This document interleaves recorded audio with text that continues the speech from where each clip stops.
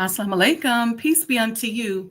Too many Black entrepreneurs stay in the hustle phase, working hard, but never scaling, never owning assets, and never creating systems that outlast them. This episode will explore how to transition from income generating activities to a wealth building empire. So be a friend and tell a friend, and we'll be right back. We're going to motivate you. We're going to talk about them haters. Let's just recalibrate. We'll see you in a few. And happy Friday.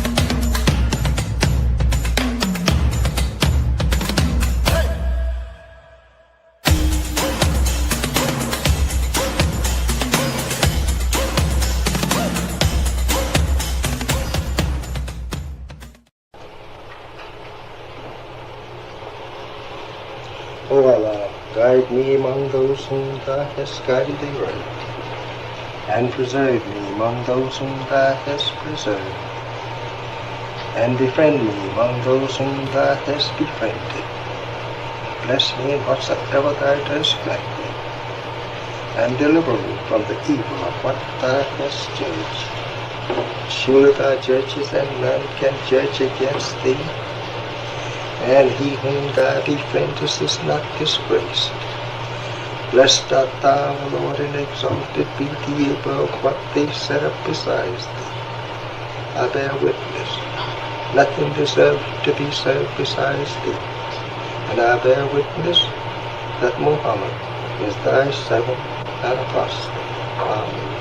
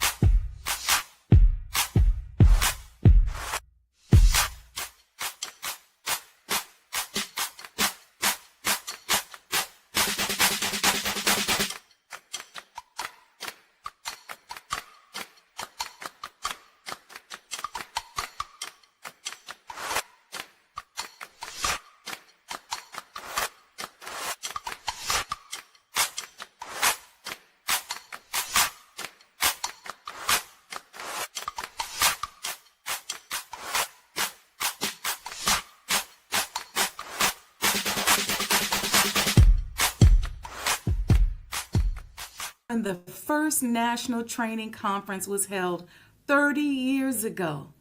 Congratulations. And I'm even more excited this year to open the Elijah Muhammad House, also known as Sajdah House, up for some special tours just for you, National Training Conference attendees. We're going to be having special tours on Thursday, 3 p.m. and 6 p.m., and also on Sunday at 4 p.m. So just go to ElijahMuhammadHouse.com and register to attend. And remember, space is very limited, so we got to get there and get registered. Congratulations, and I can't wait to see you. Welcome to Chicago.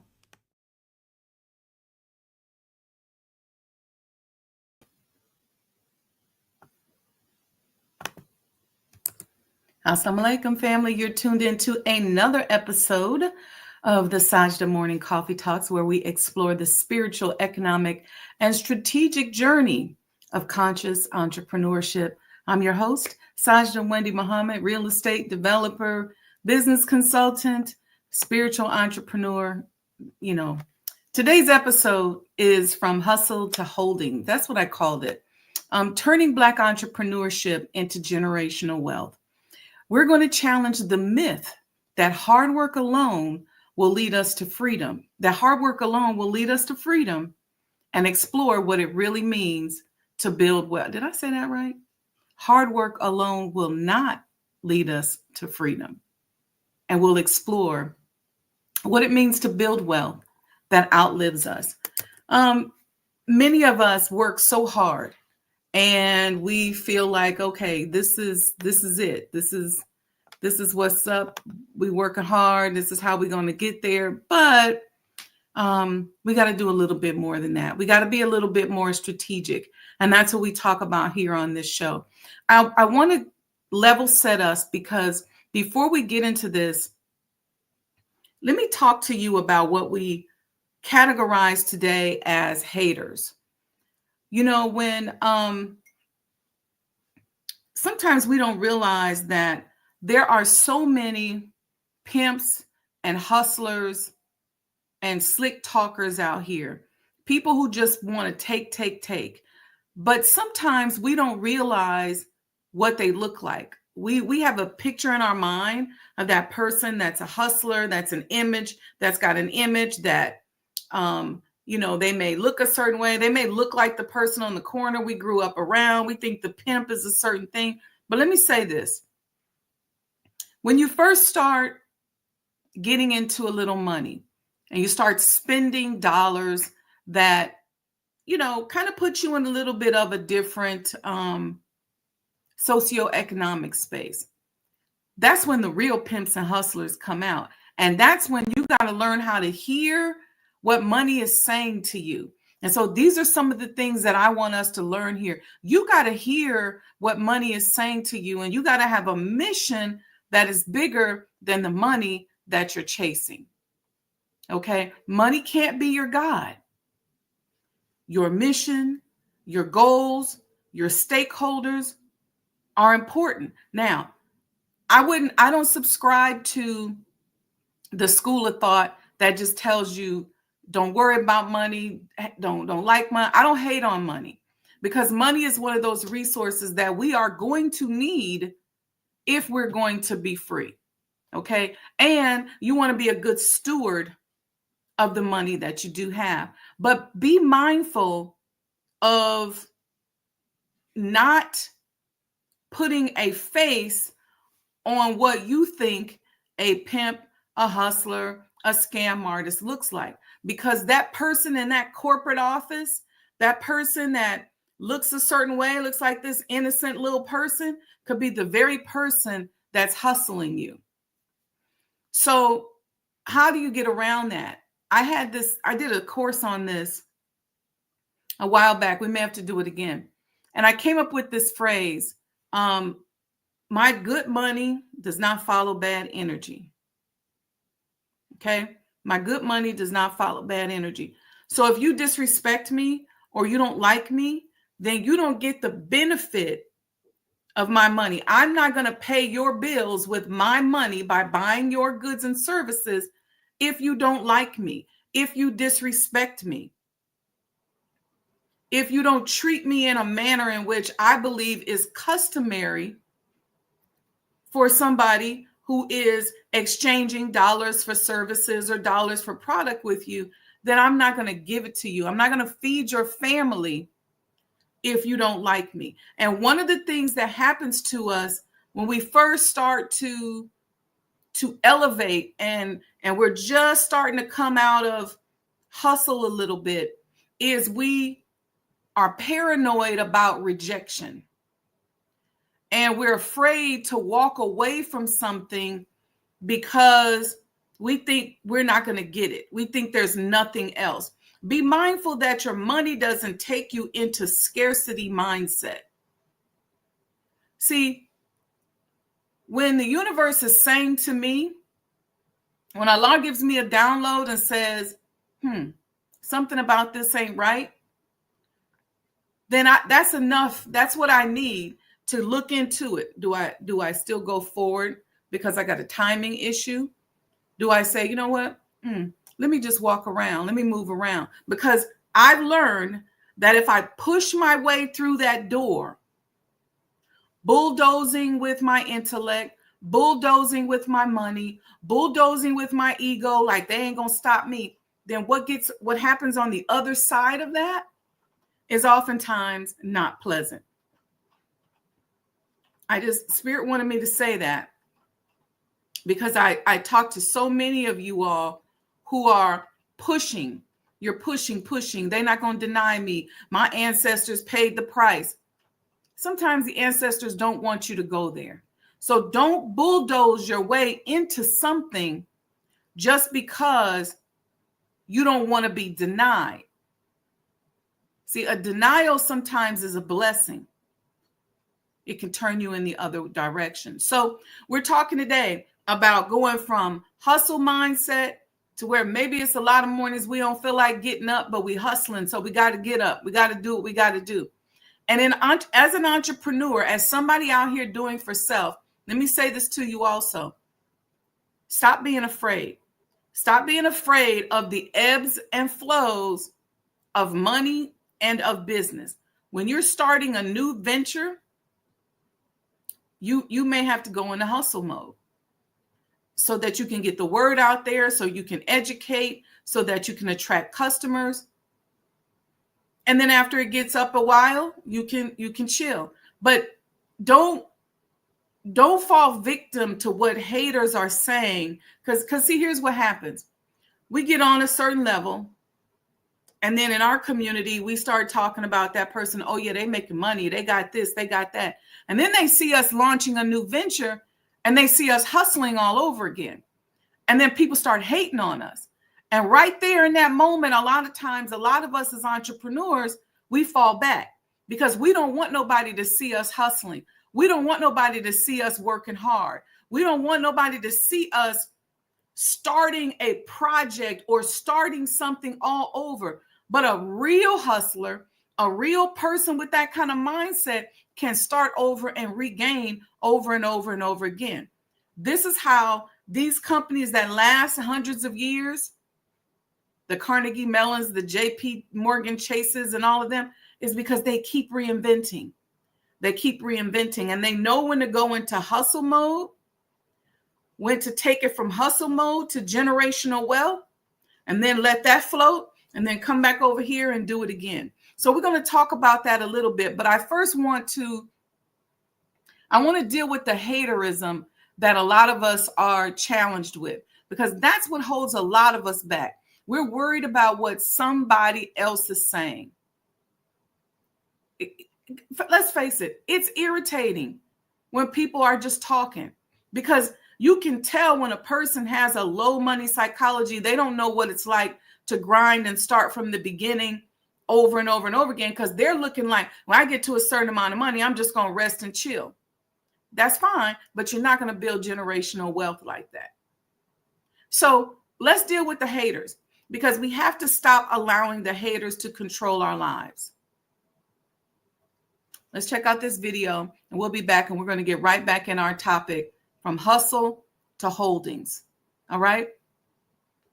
Check this one out. And support the network, support the channel.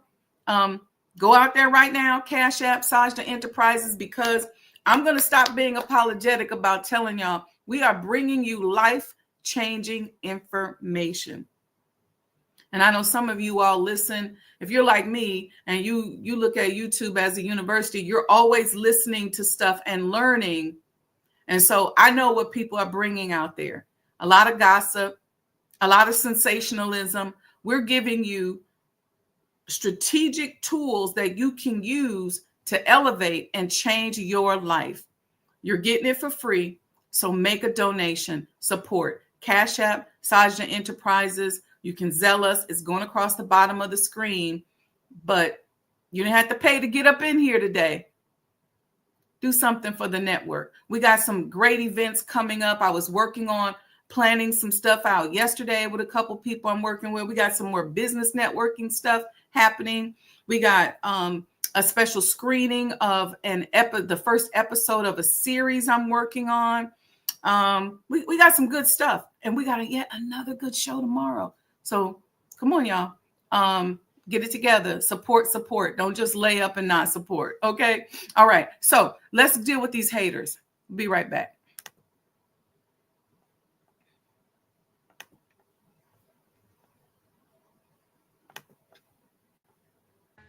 Haters motivate me, because when they talking about me, that means I'm doing something. You see, while you're over there watching me and talking about me, I'm working. I'm working hard. I'm taking things to the next level. You keep gossiping and I'll keep working. You keep talking smack and I'll keep working. You keep focusing on everything and everyone else and I'll keep working. And when you finally look around at where you are and where I'm at, you'll realize that you have nothing left to talk smack about. And you will lose and I will win. That person who was your hater, they thought they defeated you. That person who told you you'll never amount to anything, they thought they defeated you. Use them for fuel. Use them for energy. Put them on the mental Rolodex in your mind. And when you don't want to do shit, roll through your brain. Pull up that motherfucker that you need. That person who said you couldn't do something. Use it for energy. Instead of killing them with kindness, torture them with success. Oh, you're being unrealistic. You're dreaming. Yes, I am dreaming. So a lot of people have stopped dreaming. Don't you stop dreaming. You're going to get up. You're going to get dressed. You're going to get out. And you're going to do what you've been called to do. You're going to be what you called to. You're going to have, and you're going to prove that everybody that tried to break you, you're going to prove them wrong. Everybody that tried to stop you, everybody that tried to kill your dream, you're going to prove all of them wrong. When you're uncommon, get ready for the criticism. When you're uncommon, get ready for the opposition. When you're uncommon, get ready for the common people not to understand you. When you're uncommon, have uncommon ways. Get ready for people to try and block you and conspire against you. Never allow anybody to make you feel bad about being so blessed when you've worked your ass off to get it. You decided all the clubs, partying, hanging out, and all that shit, that ain't for me. I'm gonna be out here running in the hot sun, practicing, playing basketball, shooting on weekends while everybody else is clubbing and hanging out. You got your focus right. You see me in my Rolls Royce, private planes, rooftop hotel, 5-6-star lifestyle. I've worked my ass off to have it, and you can keep all your little slick ass comments to yourself. Because guess what? I don't remember the last time I lost sleep over a hater. Shut that noise out. Embrace the fact that people don't like you. You need to do something right. Develop the interior core where it doesn't matter if people call you crazy. One of the things limiting you from your income, your impact, a world-class life. You care too much about what people think about you. Everyone has an opinion. Why let the opinions of other people deny you from a life that will make history?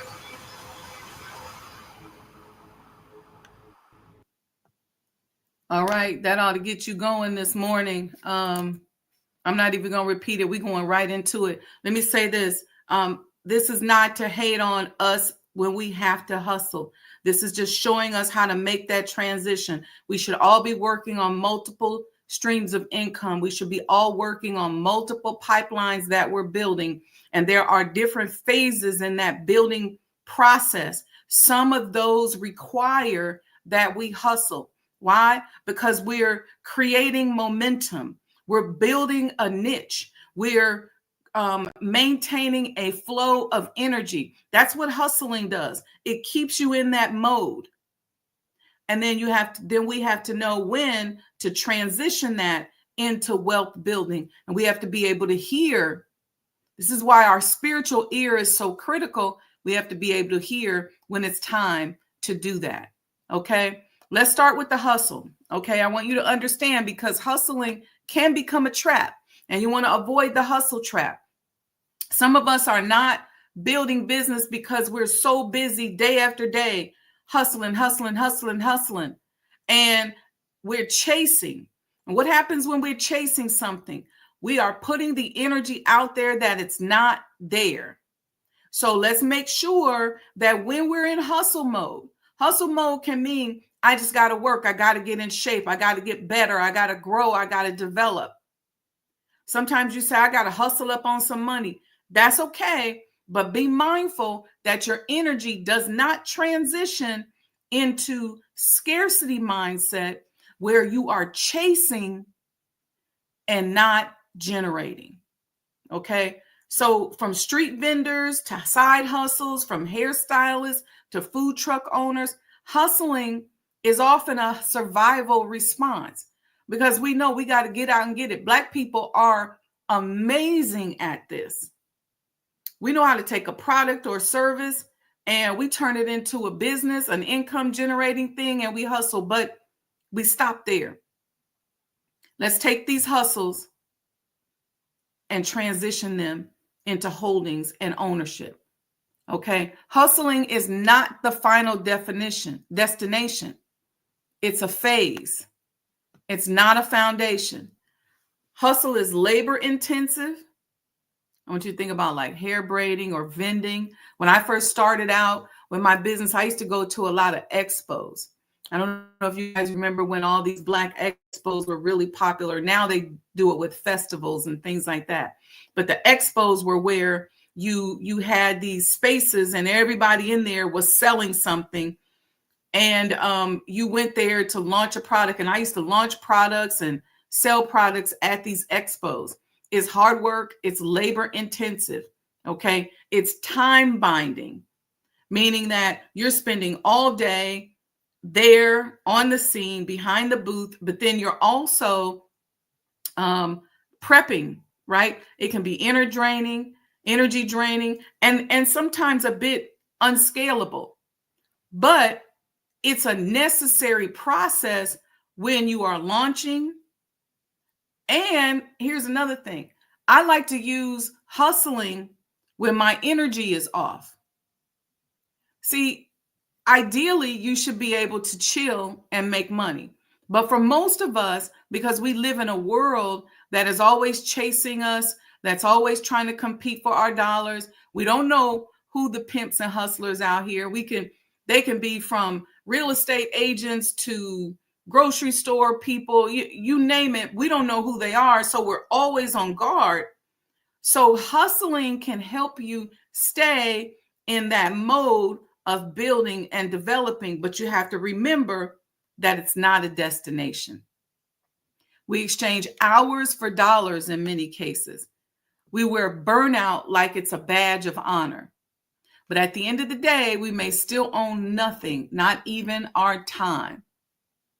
We are taught how to work, but we are rarely taught how to own. Okay? Most of us don't even own our time. Most of us don't even have the capacity to be able to say, today, I'm not doing nothing. Today's a mental health day. Some of us don't have the capacity, nor can we afford to do it. All right? So we want to be mindful of these phases, okay? Hustling is not all bad. You got some people that try to hustle you and they're negative, they're slick, they're con artists. You have some people are hustling for these reasons. It's righteous hustling. It's hustling to get a product off the ground. It's hustling to make some seed money. It's hustling just to put yourself in the right space, to get in shape, like we saw in the video. All right. Now, but let's flip the script. Let's talk about holdings. Holdings are the assets and systems that work when we rest. We always hear about this. Real estate is one of those. Real estate is something that I've used often. I've been blessed to be able to learn how to choose real estate that is in an area that's going to appreciate. If you are looking to make a certain amount of money off of real estate, then there are certain areas that you go into, you look for certain signs. And I can teach you that if you book a coaching session with me where your money's going to grow. If you're looking to just park some equity, then you may go in, say, an established neighborhood, something in the suburbs that you know is just kind of stable. There's families there. It's not going to move. It's not necessarily going to grow, but you can park some equity there. So there's different techniques, but real estate is one of those things that can grow, and assets can come out. It can be a growth asset, and you don't even have to necessarily do a lot. It could be a property that you rent out if you like renting. It could be a product line that you sell that's online selling globally overnight. So when you launch a product or service and you put it out there and you do your marketing, there's the potential that while you sleep, somebody could be buying your product or service. Okay. You can do that with digital courses. If you're writing a book, I may look a little tired today. I was up till 2:00 working on my next book. So there's all those kinds of things. You could put that out there. That's an asset. That's an income generating asset. There's things like NFTs that people were doing for a while that were generating royalties. You can have business equity in a product or service or a company that you're working with, or you can simply just do some investments. Okay. Holdings, it's all spiritual. Hustle is spiritual. Holdings are spiritual too. It all aligns with divine law. It's like, think about a plant or a flower. You put the seed in, it's hustling, trying to grow, trying to get up out the ground, trying to sprout. And then once the flower or the fruit sprouts, then it's got assets. It's in that ownership mode. That's kind of what you're doing. Okay. The holdings allow you to be fruitful and multiply without being exhausted and depleted. Okay. Let me see what we got in the chat here before I keep going. I don't want to just bulldoze past y'all. I see you, Sister Betty. Great morning, everyone. She said, happy Friday. Brother Lamont, thank you so much for being such a loyal listener. Assalamu alaikum, he says, and we say wa alaikum salam. Good morning, Sister Alita. Assalamu alaikum. Servant Nasir said, peace, sister. Peace, peace, right back at you. And Brother Ronald Robinson is here. Thank you for being so active in the chat. He says, strategic thinking analysis, how to calculate your advancement with information and objectives. Totally agree. Yes. It's all about being able to hear. And this is why you want to strengthen your spirituality as you're building your business. You want to be able to hear what your money is telling you. You want to be able to hear what the market is saying. You want to be able to hear what your next move is doing because you want it to be divinely guided. All right. Again, hustle is a tool. It's not a destination. If you have a business and you've been hustling with that business and you really don't see it growing, I would encourage you to take a step back and take a look at the components of that hustle or that business you're trying to get off the ground and make some adjustments. Because you got to figure out, when do I take this and go from hustle to ownership? Okay. The biggest barrier we face is mental and emotional when it comes to stuff like this. It's not financial. I don't know if you realize that or not. I know we oftentimes think it's financial, but most of the time it's mental. There's scarcity thinking. Sometimes we can't scale because we're like, I can't hire no one because no one will do it like I can do it. I'll just do it myself.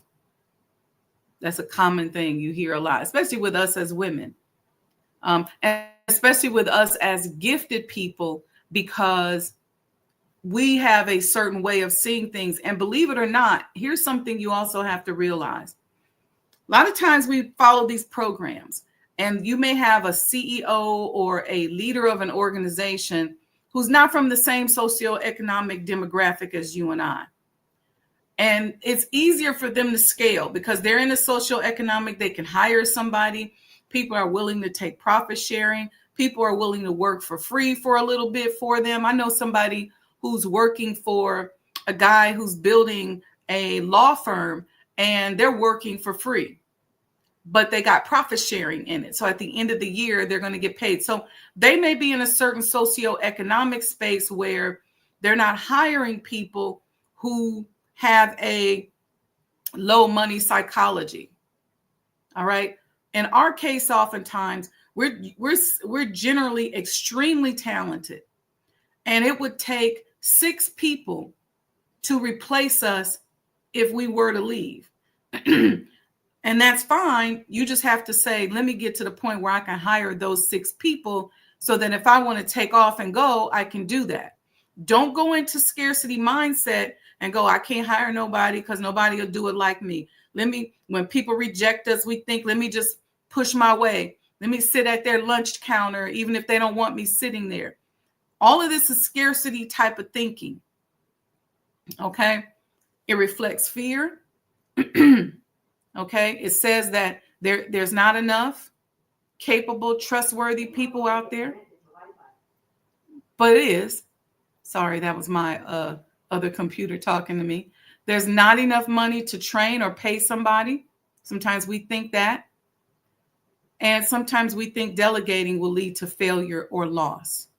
All right. So this is scarcity type of thinking, and it deals with our distrust of people, but it also has a lot to do with the socioeconomic pool of people that we have to choose from. Let me tell you something. And I learned this as a Black employer. Being a Black employer is one of the most difficult employment demographics. It's very difficult or challenging for us to hire people at the same caliber as somebody in a different ethnicity or socioeconomic capacity. Why? Because we automatically go into the situation as Black people thinking, you know, with a little bit of haterism towards somebody who's our boss or somebody that looks like us. We're gossiping. As soon as the person turns their back, we got somebody we on the phone with telling them, oh yeah, she came in today. This is what she had on. This is what she wore. She looked a little tired. So-and-so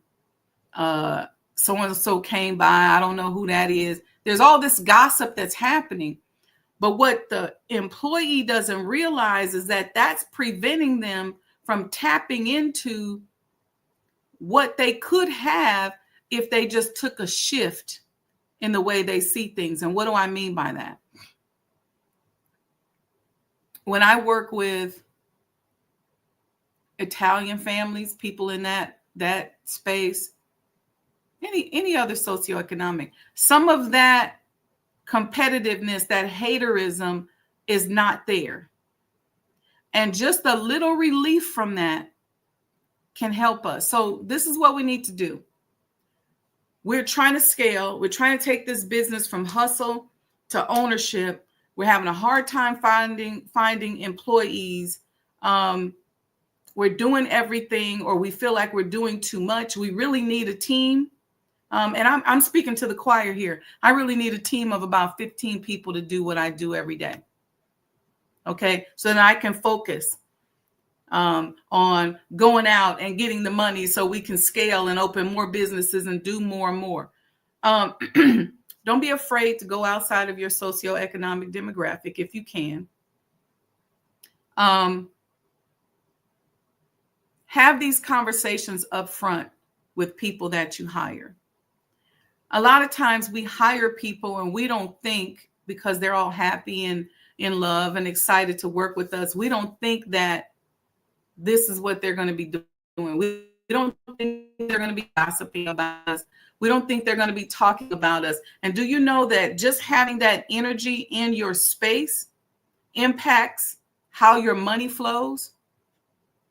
Because ultimately it impacts how much they work, how attentive they are, how polished they are when they come to work. If they looking raggedy and messed up, a lot of times it's because they've disconnected, they're disengaged. And so as a solo entrepreneur, as a person where you're the boss, but people get to interact with you every day, there's some challenges that come with that. But I think having those conversations as much as possible up front can help to mitigate that. It's an uphill battle because I've been a Black employer for a long time. And I know that I just know that every once in a while you come across somebody that's like, let's go. I'm down. I'm ready to go. Most of the time, the minute you drive off the parking lot, they talking about you. So you got to develop some thick skin, and you got to figure out, how do I deal with that? I call it manifesting in the face of controversy. And I'm sorry, other entrepreneurs, whether they're white, Indian, Native Americans, they may not have to go through this. But unfortunately, you and I do. Okay? Because even if let's say we hire somebody that don't look like us, oftentimes they don't want to work for us. Or they do, but it's just for a minute. So to me, keeping this dialogue on the table is very important. And I think showing people in our socioeconomic demographic how they're metaphysically impeding the progress of the project when they are so engaged in slack talk and gossip and being disconnected. All right. Okay.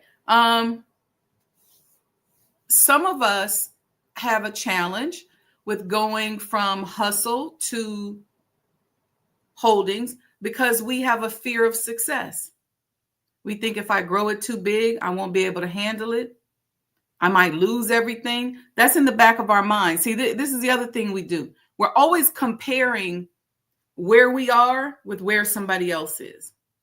So if we are on a plateau, we're like, I'm not trying to go back down there, especially when we see somebody else down there. Or if we see somebody else that's restarting or starting a new business or starting a new venture and they're in hustle mode, we're scared. We got our safety goggles on, we got our life vest on because we don't want to mess around. But that mindset is what could be keeping us small. Could be keeping us small. We feel like success sometimes might separate us from our community or comfort zone. Sometimes this is subconscious because success oftentimes will separate you from your family and maybe even some of your people that you thought were friends. That may be true. Sometimes when you become successful, people will expect more of you, and you don't want that either. Or you're not comfortable with people criticizing you. This is the society we live in. You got to be willing to go through these things. Okay. When we have a fear of success, let me tell you what happens to us. And I'm going to reverse engineer this because you may be saying, I ain't got no fear of success. Well, I'm ready. I can go. Let me do it. But in your subconscious mind, you got this fear. Let me tell you how to know if you need to dig deep and work on these things. If you turn down large opportunities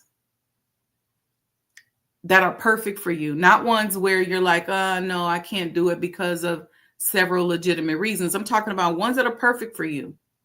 When you turn down those large opportunities, you ask yourself, why don't I want to do this? If you're afraid to trust someone, this is a big one. Ask yourself, why? What's the problem? If you are avoiding doing marketing or promotions, I get a lot of entrepreneurs like that. Well, I just don't want to do it. If you find yourself procrastinating on launching a new idea, sometimes you stay in hustle mode because expansion makes you uncomfortable. When you look for customers that don't look like you because you don't think customers that look like you are as valuable. Got to dig into that. This happens so much with Black business owners. So much. Because we're building a business because, and I'm just going to say it in a raw way so y'all get it, but I talk to entrepreneurs about this all the time. They build a business because they're building a business because they want white people to come to their business. And what they don't realize is that they're leaving so much money on the table. There's so much right there by working with their own people, because depending on your product or service, white people may not ever be your customer, or they may be your customer few and far between, or you got to build up in your community. You got to scale before white folks will even mess with you. Did you know that? It's just like the music industry. if you don't have a certain number of followers, you don't have a certain number of people in your culture that are buying your music, that's downloading or whatever you're selling, then the chances of you getting a contract with a big label are slim. If you are trying to partner with a big firm, let's say you do law services or financial advisory, until you build up your customer base from within your demographic, you really have nothing to offer that big white company that you're so busy trying to get after. Let me know in the chat if you get this, because this is big for us. We're always looking to, okay, I'm writing this movie. I want it to be with Disney. Think about the Tyler Perry model. Tyler Perry was playing what they call the Chitlin Circuit plays for many years. He developed a huge following that he then began to quantify. And when he was able to quantify that model, then he went to the big guys, the big boys, the big networks, the Viacoms. And he said, okay, here's my audience. Here's the numbers. This is what I bring to you, because now I'm bringing to you an asset and I'm at the table negotiating in a power position. So I'm saying to you, Black people, stop dissing your own people. Okay? Stop playing your demographic small, because it is that demographic that people want to get into. They want to know. They want your audience, the people you've built up, the people that work with you, the people that are your customers, your clients, whatever they are an asset to your business. And that big giant company, those white folks that you're saying, I want that big business, they're more than likely not going to partner with you or distribute for you until they realize that you have a following that will sell. Okay, so now I'm going to put your stuff in Costco. I'm not going to put your stuff in Target or Walmart until they realize, or until you can come to the table and say, this is the following I've had. This is the success I've had. They're not just going to put your product up there and just go, let's see. Let me let you take up some shelf space and let's just see. Okay. I was going to do something on these boycotts and stuff. Let me tell you something that's bothering me. This is just a segue real quick. Let me tell you something that's bothering me about these boycotts, the Target boycotts and all of that. I don't understand, and I might be missing something. Y'all could put it in the chat. I don't understand. Okay, so we broke Target. We took customers away from Target and their bottom lines are hurting. Okay, because apparently the DEI issue. Okay, but then we're driving business to Costco. And my question is, now I don't got nothing against Costco, at least not that I know I should.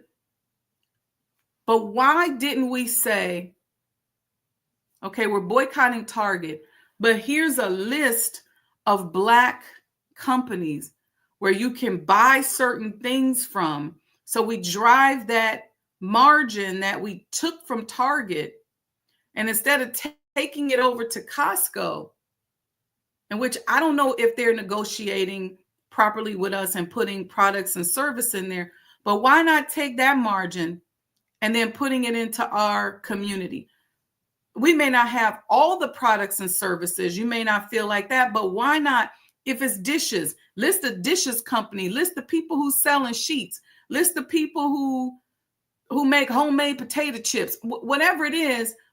I don't understand why we, unless we were hired to do that. I don't know. I'm not trying to throw any shade unless shade needs to be thrown. I just don't understand why we were taking money from Target and giving it to Costco. Were we paid to do that?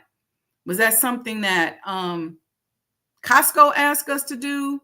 Why didn't we take money from, say, a Target because of the DEI issue and give it to several companies or businesses that are Black owned. Because if it's all about Blackness and it's all about DEI, then it should be about ownership as well, right? That part I don't understand. So tell me in the chat what I'm missing, because I don't get that. If Target sells car batteries and we got a Black person that has a car battery company, when we're telling everybody to boycott Target, why don't we publish a list? Instead of just going, yeah, we'll just buy Black or just go to Costco. I'm confused. But anyway, I just had to say that because I've been wanting to say that. I think I might do a whole show on that. Let's see, where were we? We were talking about how to recognize if we are looking at hustling as a destination as opposed to a means to an end. Okay. If you catch yourself playing yourself small, even though you got a big vision, then you have to ask yourself, what's there? What's holding me back?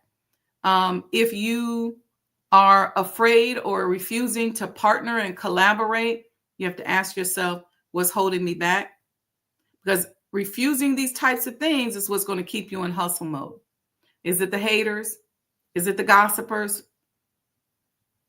Okay. If you have this illusion of safety, or sometimes you have an imposter syndrome, dig into that and be honest with yourself. If you want to hire me, I can help you with that, where we will go deep into whatever's plaguing you, whatever you're catching yourself doing. We can figure out how to unravel it from a business standpoint, how to secure you so that you can move forward. Okay. There's deep generational traumas that we have to work through and unleash. Okay. Let me give you some practical strategies on how to. I see a few people have joined us. Nicole, peace, peace, peace. Thank you, sis. Assalamu alaikum. Wa alaikum salam. Okay. Let me give you some practical strategies on how to move from hustle to holding. Reinvest your profits. Okay. If you can. And I know it's hard. When you're hustling, it can be really hard because you need that money to live, to do certain things. But to the extent that you can, reinvest in your business. Okay. Don't just consume, acquire. Buy land, buy equipment, buy stock. So when you get money, instead of going out, I got to buy something new and something fancy, think about gifting yourself, maybe with some equipment, maybe with some land, maybe with a new business. I'll give you an example. I used to have a huge purse fetish and habit. And I said, if I'm not spending $5,000 to $10,000 very often on purses, that money I can take and start a business.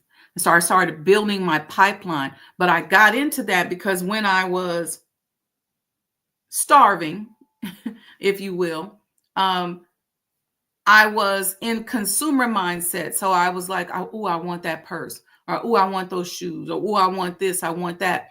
So when my income level started going up, I started buying those things that I wanted. But what I realized was that when I started doing that, the other pipelines that I had going started to flow less and started to die. And so I had to shift that thinking and say, you know what? Instead of buying those shoes or buying that purse or buying that thing, let's invest in this pipeline, build this business, get some software. It could be anything. Let's take some of these ideas you have in your head, put them on paper, put the numbers on the paper, and let's start bringing life into that with that money. And I'm not, Sister Letha always uses this, like, I'm not the fun police. Yeah, I'm not saying that. I'm not saying don't have a good time, don't enjoy yourself, don't buy beautiful things. I love beautiful things. I love collecting art.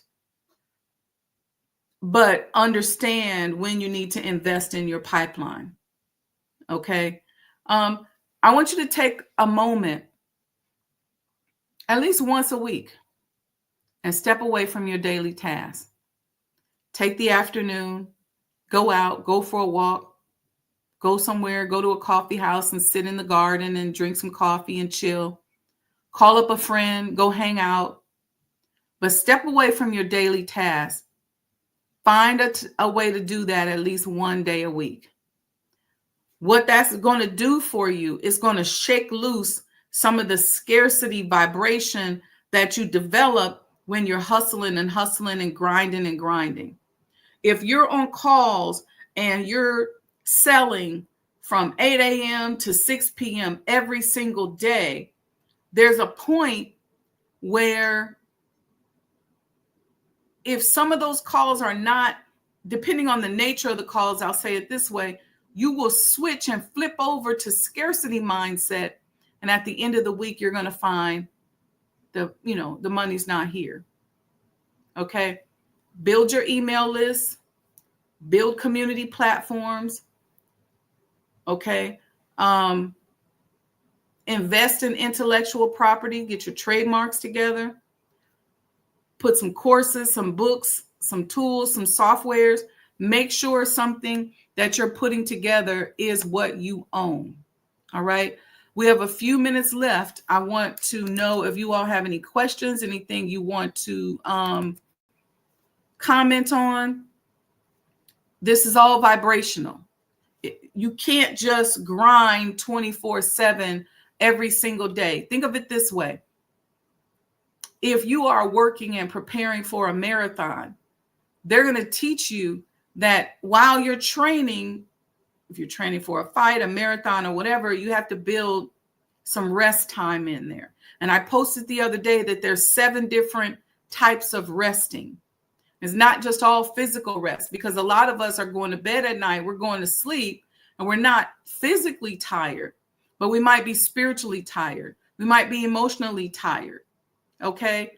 And there might be some kind of fatigue there.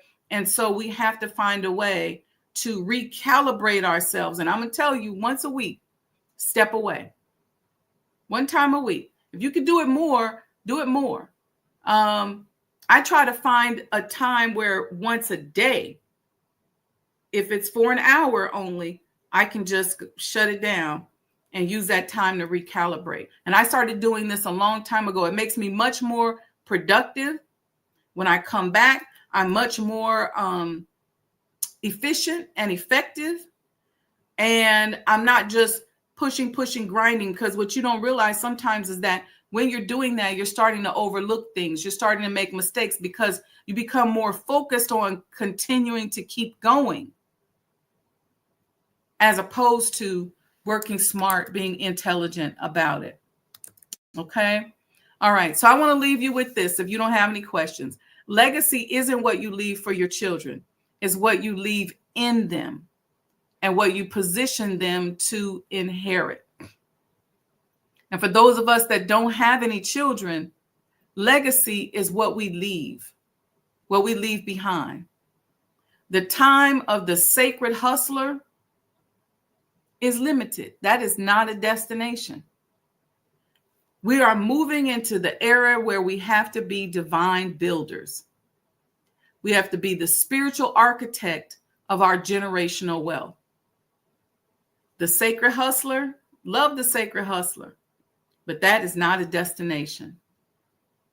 Being a divine builder is the destination.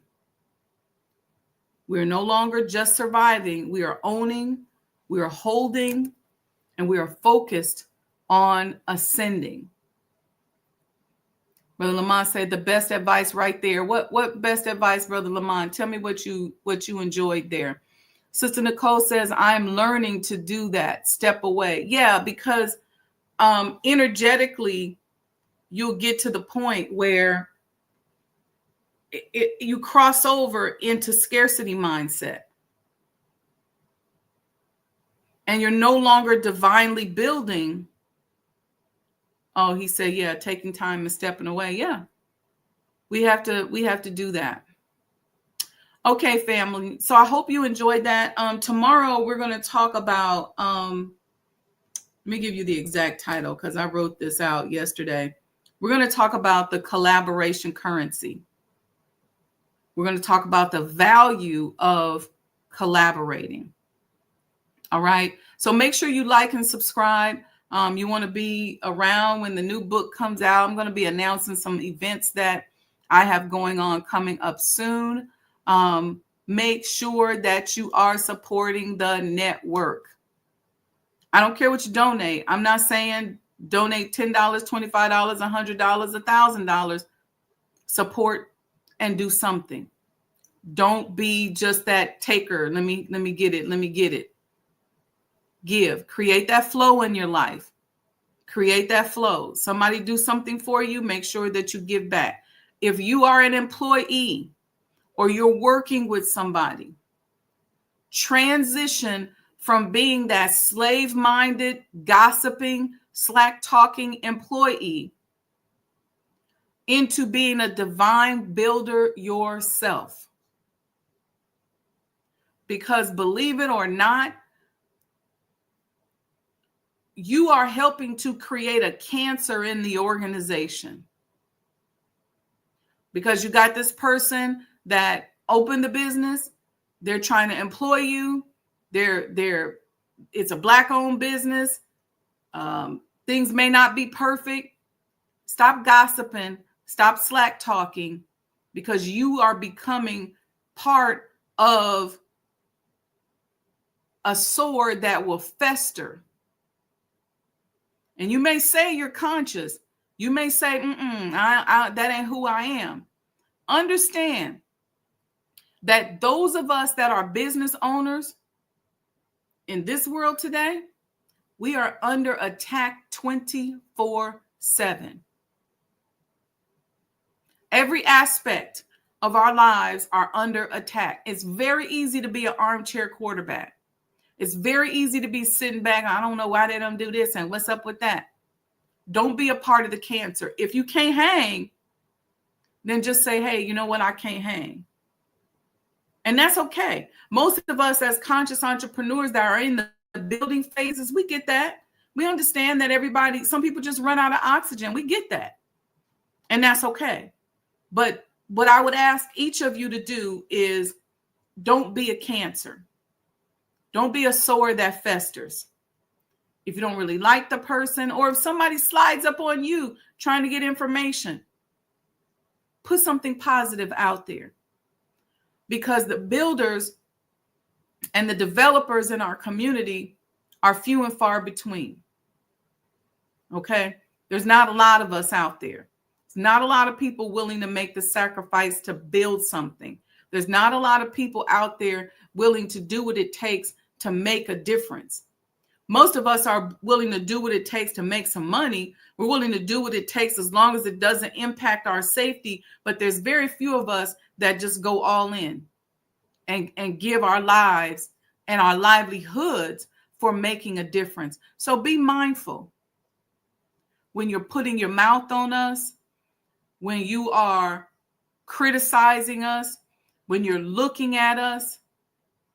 You'll hear me say all the time, you know what? I don't think I could do what they do. If it's something that somebody is doing that I'm not doing, or that I don't think that I could do, I give them all the respect in the world. So I'm asking you, the Honorable Elijah Muhammad said it like this: stop wanton criticism of everything Black. I'm saying take your mouth off of people who are trying to build and make a difference. Take your mouth off of people that are holding a post or a position that you ain't ready to hold. These are big sacrifices.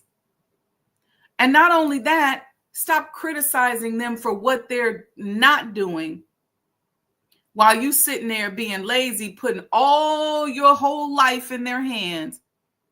And then you mad. Well, they ain't doing this and they ain't doing that. That's not how the Honorable Elijah Muhammad taught us to live. That's not how, if you don't believe in that, if you study history, that's not how the men who built America roll. I'm just saying. Brother Ronald said trillions of dollars spent everywhere, but not in our communities. Policymakers in the political structure need a better support system. Sister Betty said, I needed this. You have a step away. You have to step away sometimes. Yep, that's right.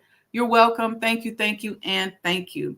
All right, family. We'll see you tomorrow. We're going to be talking about collaboration as a currency. And remember, and I say this again, if we're not the builder and we're not the developer, don't tear down the builder. Don't tear down the developer. If you're not the laborer, you're not the person in charge, don't tear them down. Take your mouth off of them. Take your mouth off of us. And if you can't hang with us, then just say you can't hang. But don't tear down people in our community who are willing to sacrifice their lives and their livelihoods to make a difference, because trust me, it is very few and far between. All right. Peace and blessings, family. Again, Cash App is right here at the bottom. Sajdah Enterprises. Make sure you support. Make sure you give. Every little bit counts. We pay for these platforms, these events that we have. We try to make them free, or they're very, very small amount of money. And so we got to start realizing that freedom ain't free, and cooperative economics is real. And listen, and I had to learn. Let me say this one thing before we go. I had to learn as an entrepreneur how to ask and go to the people for what it was that I wanted. You know why? Because I was so used to my talents and my gifts and going to the white man or going to that big institution with my talents and gifts and exchanging those talents and gifts for money. There's nothing wrong with that, but that was the only way in which I knew how to do it. And so when I got ready to help my people, and those powers that be said, well, we're not about the people. We see that now with DEI. Then I started saying, well, I want to bring some of these talents and these gifts and some of all this stuff that I've learned throughout my blessed life to my people, but I got to get my people to pay for it. And so I had to learn how to say to you all, look, hit that super chat button, Cash App, Zelle. You got to give. You got to give if you want the builders to continue to make a difference. Freedom ain't free. You got to give. And that's the bottom line, because whoever controls the purse strings controls the message. I'm going to let that sink in, and I'll see y'all, inshallah, tomorrow morning. All right. Peace and blessings. The Honorable Elijah Muhammad, who in my judgment is the master historian, taught us that of all our studies, history is the most attractive, and it is best qualified to reward the researcher. History is most attractive. Why should history be most attractive? Because history is the recorded time of the human family in its struggle to overcome obstacles. There is no life that is without struggle. The Holy Quran teaches us that man, meaning man and woman, is made to face difficulties. And after difficulty comes ease. But it is history that guides us through difficulty. For if you know how people who had difficulty yesterday got through, and if your difficulty is somewhat similar, then today we also can get through if we follow the guidance of history. This is why Carter G. Woodson and Many of our black giants fought for black people to know our history. Because in not knowing our history, we don't have a guide. And without a guide, we are lost. No wonder the Bible